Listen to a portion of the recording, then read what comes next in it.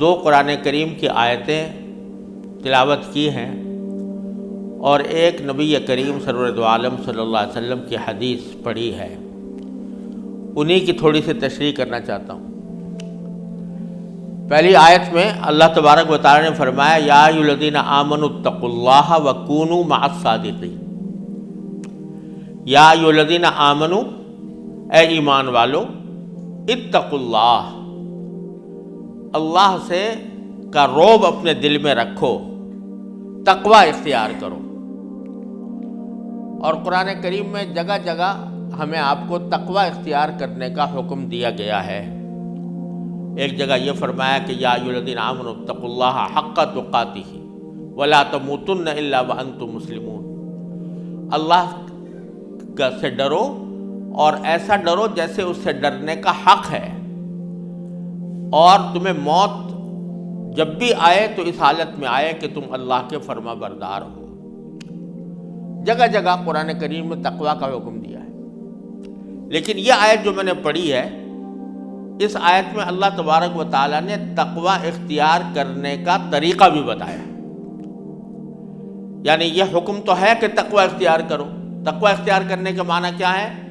کہ آدمی کے دل میں اللہ جل جلالہ کے سامنے پیش ہونے کا احساس ہو کہ مجھے اللہ تعالیٰ کے سامنے پیش ہونا ہے، اور اپنے ایک ایک قول و فعل کا جواب دینا ہے۔ یہ خیال، یہ دھیان، یہ دل میں اس کے برقرار رہے، اس کا نام تقوی ہے۔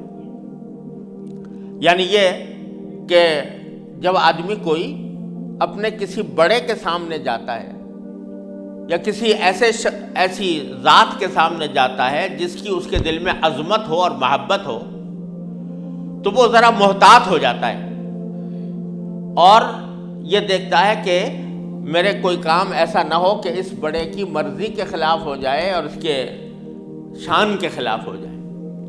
اگر آپ اپنے کسی والد کے سامنے جائیں، استاد کے سامنے جائیں، شیخ کے سامنے جائیں، تو اس وقت کی دل کی کیفیت اس حالت سے مختلف ہوتی ہے جبکہ کوئی بھی سامنے نہ ہو۔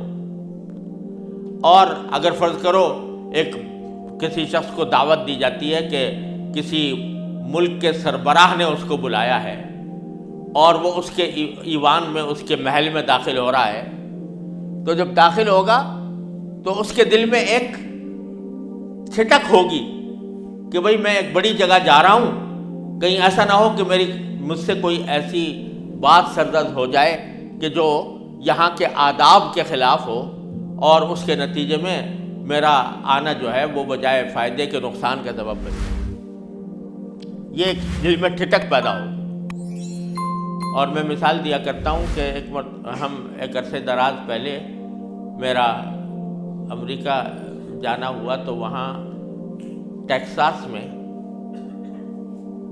وہاں وہ جگہ ہے کہ جہاں سے خلائی جہاز اڑائے جاتے ہیں، اسپیس کرافٹس وہاں سے روانہ ہوتے ہیں، ان کو کنٹرول کیا جاتا ہے۔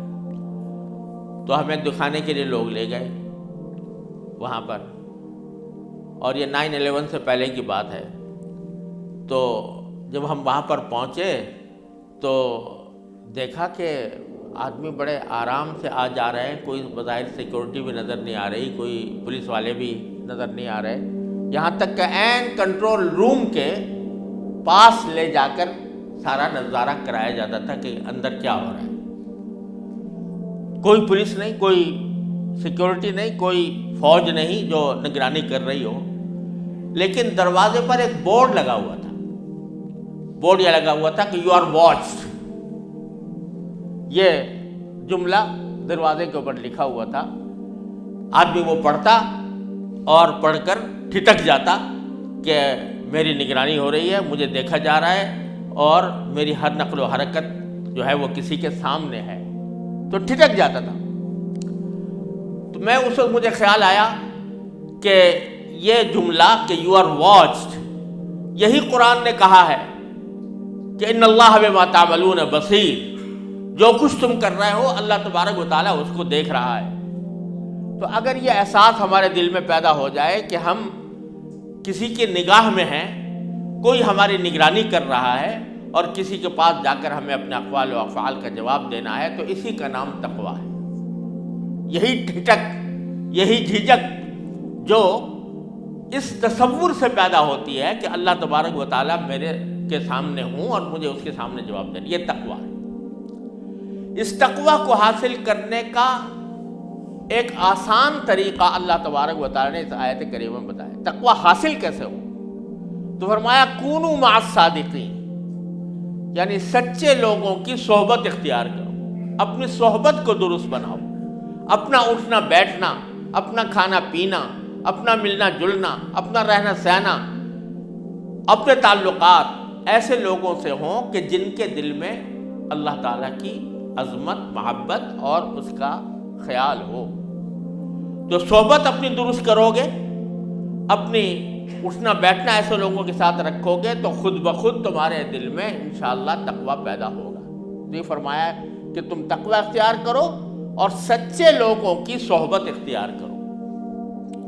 تو اس میں ایک پہلو تو یہ ہے کہ کوئی اللہ کا ولی ہے، کوئی اللہ تبارک و تعالیٰ کے دین کا عالم ہے، اس پر عمل کرنے والا ہے، اس کی صحبت اختیار کرے۔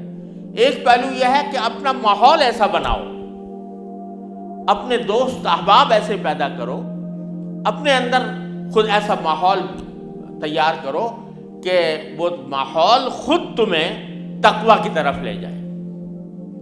تو یہ ایسا ماحول پیدا کرنا، یہ خاص طور سے ان ملکوں میں جہاں مسلمان اقلیت میں ہیں اور اکثریت غیر مسلم حضرات کی ہے، تو وہاں ایسا ماحول پیدا کرنا کہ جس کے نتیجے میں اسلامی ماحول، اسلامی خیالات، اسلامی باتیں آدمی کے سامنے آتی رہیں، یہ مسلمانوں کا ایک اہم فریضہ ہے اور تقویٰ حاصل کرنے کا بہترین طریقہ ہے۔